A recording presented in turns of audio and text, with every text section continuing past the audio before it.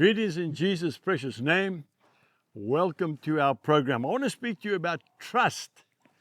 Who can you trust in this day and age? You can't even trust yourself, can you? Let's be honest about it. It's so sad. You know, in the old days, a man would give you his word. He'd give you a handshake. And if that handshake, he gave you that handshake, even if he was going to buy your farm, he would say, right, I'll give you X amount, and you do a handshake, and it's a gentleman's agreement, and it's done. The next day, somebody else comes and offers you double the price for the same farm. Sorry, deal's done, it's sold. Not anymore, eh? No, it's the highest bidder. If we go to Isaiah chapter 26, two very well-known verses, verse 3 and 4, you will keep him in perfect peace whose mind is stayed on you because he trusts you. That's where the perfect peace comes. When you can put your trust in someone, and you and I can put our trust in Jesus. Verse 4 says, trust in the Lord forever, for in Yahweh the Lord is everlasting strength. Now some trust in chariots, some trust in horses, but we will remember the name of the Lord our God. Psalm 20 verse 7. That's where we've got to put our trust, you and I. Not in things, not in our money, not in our degree that we're going to get at university, no. Not in our sporting ability, no. Not even in our wives and our children. Not even in our husband.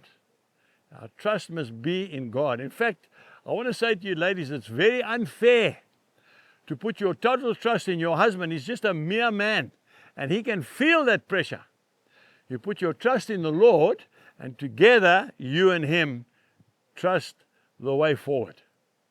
Trust and obey, for there is no other way to be happy in Jesus but to trust and obey. That's a beautiful hymn, isn't it?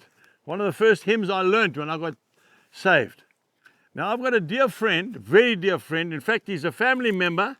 His youngest daughter is married to my oldest son. And Leon is a lawyer by profession. He's a lawyer, and I asked him one day about utmost trust. What is the absolute trust that we can put in maybe an insurance policy, maybe in a farm sale, a house sale? And you know what he said to me? He said, Angus, he said, there's a Latin word for trust, uber me fides. It means utmost trust. Now that utmost trust is more powerful than any document. He said to me, that contract you sign is not even worth the weight of the paper it's written on. That gives you a bit of a wake-up call, eh? The trust is in the promise and the word of a person. Now Jesus has promised you and me that he'll be with us always, even until the end of the age. He says, heaven and earth will pass away, but my word will never pass away. Friends, we need to put our trust in the Lord because he alone is trustworthy, no one else. And then we will see the reward of our trust. You know what happens when you put your trust in the Lord? You sleep better at night. That's right. You don't worry about your possessions. You don't worry about your children because you put your trust in him. So before Jill and I go to bed at night, we pray for our family. We pray for our children in the morning, that God will protect them. And then we leave it at that. Otherwise, you're worrying about things which will never happen.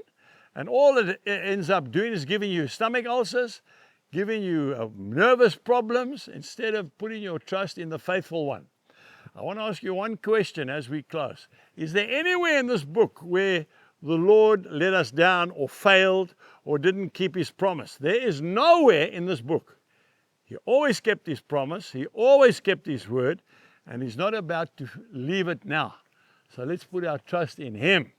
Jesus bless you and goodbye.